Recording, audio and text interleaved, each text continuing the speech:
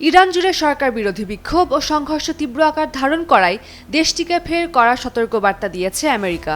মার্কিন president Donald Trump বলেছেন, Iran এখন বড় বিপদে রয়েছে এবং প্রয়োজনে তিনি সামরিক হামলার নির্দেশ দিতে পারেন।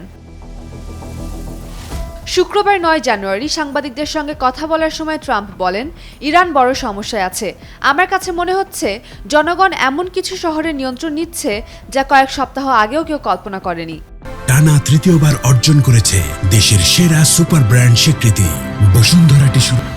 সামাজিক যোগাযোগ মাধ্যমে ছড়িয়ে পড়া ভিডিওতে দেখা গেছে ইরানের বিভিন্ন শহরে সরকার বিরোধী বিক্ষোভ ছড়িয়ে পড়েছে। পরিস্থিতি নিয়ন্ত্রণে আনতে কর্তৃপক্ষ দেশজুড়ে ইন্টারনেট বন্ধ করে দিয়েছে। গত জুনে ইরানে বোমা হামলার নির্দেশ দেয়া ট্রাম্প আরও হুঁশিয়ারি দিয়ে বলেন, তোমরা গুলি চালানো শুরু করলে আমরাও গুলি চালাবো। অধিকার সংগঠনগুলোর তথ্য অনুযায়ী প্রায় 2 সপ্তাহের বিক্ষোভে এখন পর্যন্ত বহু মানুষ নিহত হয়েছেন। এদিকে ইরানের রাষ্ট্রীয় টেলিভিশনে সংঘর্ষ ও অগ্নিসংযোগের দৃশ্য সম্প্রচার করা হয়েছে। আধা সরকারি বার্তা সংস্থা তাসনিম জানিয়েছে, রাতভর সংঘর্ষে কয়েকজন পুলিশ সদস্য নিহত হয়েছেন। এর আগে শুক্রবার ইরানের রাষ্ট্রীয় টেলিভিশনে দেয়া ভাষণে সর্বোচ্চ নেতা আয়াতুল্লাহ আলী খামেনি চলমান বিক্ষোভকে সন্ত্রাসী তৎপরতা আখ্যা দিয়ে জাতীয় ঐক্যের আহ্বান জানান।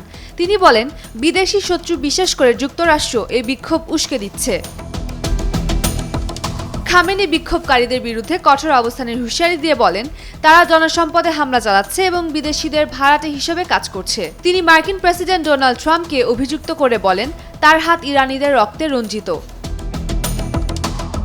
এদিকে ইরানের কুর্দি ও বালুচ অধ্যুষিত অঞ্চলগুলোতে উত্তেজনা ছড়িয়েছে। ইরানি মানবাধিকার সংগঠন হেঙ্গাও জানিয়েছে, শুক্রবার নামাজের পর বেলুচ অধ্যুষিত জহেদানে বিক্ষোভকারীদের উপর গুলি চালানো হলে বেশ কয়েকজন আহত হন। উমের উম্মান, ক্রান্তি, ডেইলি সান।